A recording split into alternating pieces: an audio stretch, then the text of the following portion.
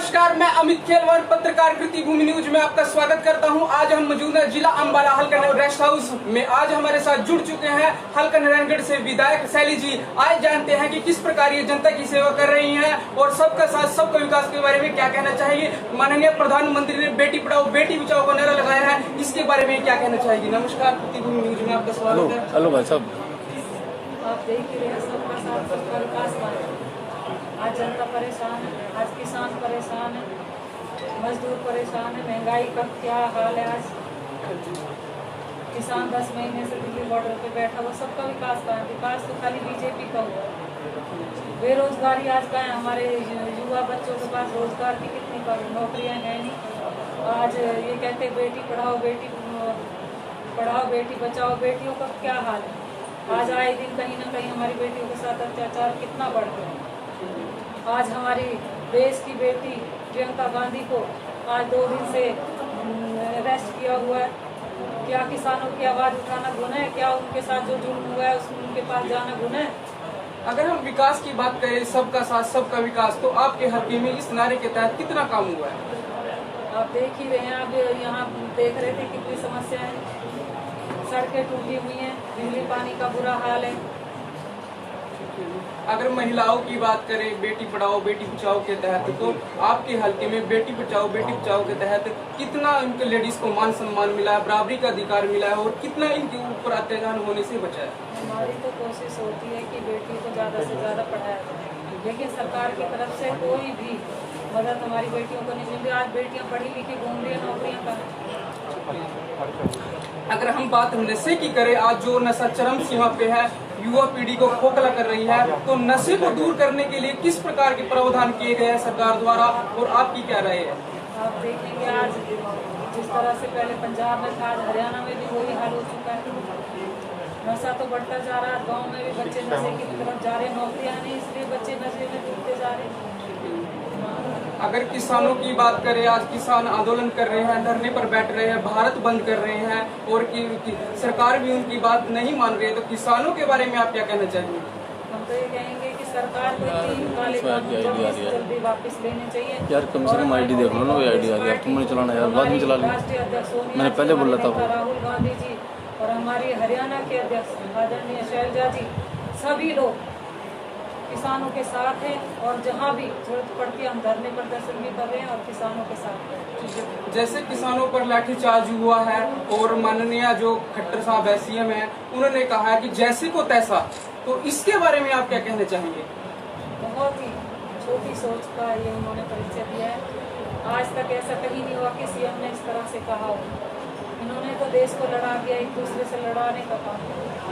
ये तो सारा देश कह रहा है, इस तरह के सीएम को ये शोभा नहीं देते ऐसे। दूसरा जो आज आप समस्या देख रहे हैं, यहाँ हल्के की समस्याओं से रूबरू हो रहे हैं, तो हम एक नारे की ओर बात करते हैं। माननीय प्रधानमंत्री जी ने नारा और एक सपना देखा था कि 2022 तक सभी के मकानों की छत पक्की होगी। क्या किसी की छत पक्की हुई आज तक? किसी को आपके हल्के में प्रधानमंत्री आवास योजना के तहत मकान मिला? अभी तक कोई मकान नहीं मिला है। आप देखेंगे जो कांग्रेस के समय में लोगों को मकान मिले थे और जो प्लॉट दिए गए थे, आज वो सारी स्कीमें बंद कर दी गई हैं, कहाँ दिया गया?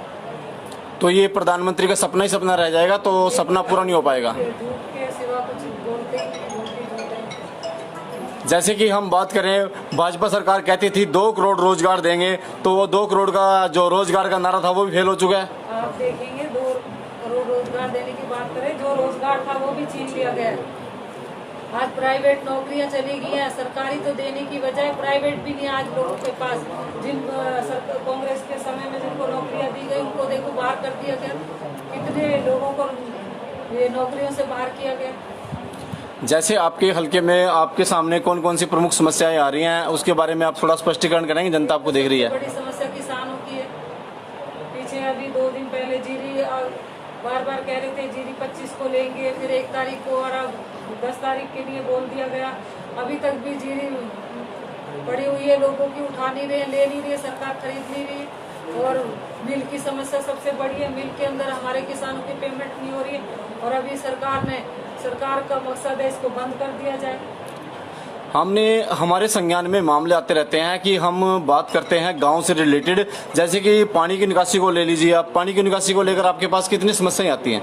और उसका कोई हल निकाला है अभी तक? बहुत से गांव में आती है समस्या, पानी भरा हुआ है, उसका कोई सिस्टम नहीं है निकालने, कोई हल नहीं निकल रहा है। कोई हल नहीं निकल रहा है। दूसरा हम एक और आप देखे सड़कों का बहुत बुरा हाल है। दूसरा हम एक और बात करेंगे, जैसे माननीय प्रधानमंत्री जी ने एक सपना देखा था, स्वच्छ मेरा गांव, स्वच्छ मेरा शहर, स्वच्छ मेरा देश। ना तो देश स्वच्छ है, ना ही शहर स्वच्छ है, ना ही गांव स्वच्छ है।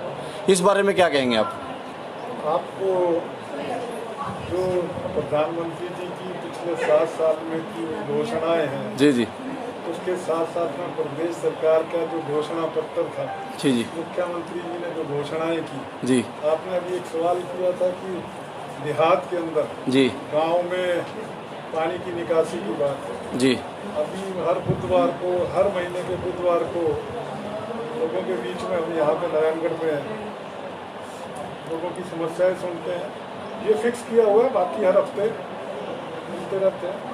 तो अभी मैं आपको एक उदाहरण देना चाहता जी। हूँ। आप तो स्पेशली नारायणगढ़ में बैठे हैं, जी एक महिला है यहाँ पे, अभी मिल के गई हैं और पिछले 20 साल से 15-20 साल के करीब हो गए उनको नारायणगढ़ के अंदर रहते हैं, जिनको बहुत कोशिशों के बाद पानी तो अब उनके घर पे पहुंचा, नारायणगढ़ की बात कर रहा हूँ जी। और सीवरेज अभी तक उनके घर पे नहीं पहुंचा। महंगाई का असर तो हर वर्ग के ऊपर है, उसमें आप लोग भी शामिल हैं। छोटे से छोटा आदमी, बड़े से बड़ा आदमी आज इस महंगाई की मार को झेल रहा है। और भ्रष्टाचार अगर आपने देखना है तो यहाँ किसी भी दफ्तर में जाके बात करो, एक आम आदमी जाए बन के दफ्तर में जाके बात करो तो आपको भ्रष्टाचार सामने दिखाई देगा। फिर भी मैं आपको कहना चाहूँगा कि सरकार की जिम्मेदारी है। सरकार 5 साल के लिए जनता चुनती है तो इस उम्मीद से चुनती है कि हमें पहले से और अच्छा इंतजाम मिलेगा, हमारी बात को सुना जाएगा। पर मैं बड़े अफसोस के साथ कहना चाहता हूँ, चाहे देश की बात करें चाहे प्रदेश की बात करें, आज सरकारें बिल्कुल फेल हो चुकी हैं। यहाँ पे भ्रष्टाचार की, महंगाई की, किसानों की, व्यापारी, कर्मचारी, हर वर्ग दुखी है, किसी की कोई सुनवाई नहीं हो। आपके हलके में और क्या क्या समस्या बनी हुई है? समस्याएं देखिए, विकास एक ऐसा पहिया जो चलता रहना चाहिए, लेकिन अब तो चल नहीं रहा जी। हरियाणा में तो विकास अगर दिखाई नहीं दे रहा है। ये रुकेगा तो कहीं भी तो दिक्कत आएगी। आज पूरे हरियाणा में दिक्कत आ चुकी है, विकास का पहिया जाम हो चुका है। मुख्यमंत्री जी अपने जिले में नहीं जा सकते, मुख्यमंत्री जी हरियाणा के किसी कोने में जाके जलसा नहीं कर सकते। तो आप समझ सकते हैं कि देश के हालात क्या हो चुके, प्रदेश के हालात क्या हो चुके। और जहाँ तक विकास की बात है, विकास में मैं समझता हूँ कि जो उम्मीद लोगों को थी सरकार से, उसमें ये सरकार बिल्कुल फेल हो चुकी है। जहाँ पे गांव के लोग, पूरा गांव खड़ा होके कहता कि आज ये महिला है जो इस टाइम दिक्कत में है, जिसका मकान भी कच्चा, जिस पे कमाई का कोई साधन नहीं है, उसके बाद भी आप एप्लीकेशन नहीं उसकी लेके कहीं दे सकते। क्यों? ऑनलाइन सिस्टम किया हुआ है, ऑनलाइन करो। ऑनलाइन पे इनका जो पोर्टल है वो कभी चलता है, कभी उसका सर्वर डाउन है, कभी कुछ है। खाली दिक्कतें आगे चलती रहे, तरकाने वाले काम है। इमीडिएट अगर किसी को ज़रूरत है, आज कोई मरने वाला है, उसको आज ज़रूरत है दवाई की है या उसको खाद्य सामग्री की ज़रूरत है, तो कैसे पूरी होगी? नहीं, ऑनलाइन अप्लाई करते हैं। तो ये ऑनलाइन सरकार है, पब्लिक के बीच में नहीं है, ऑनलाइन सरकार। आप हमारे चैनल के माध्यम से जनता को क्या संदेश देना चाहेंगे?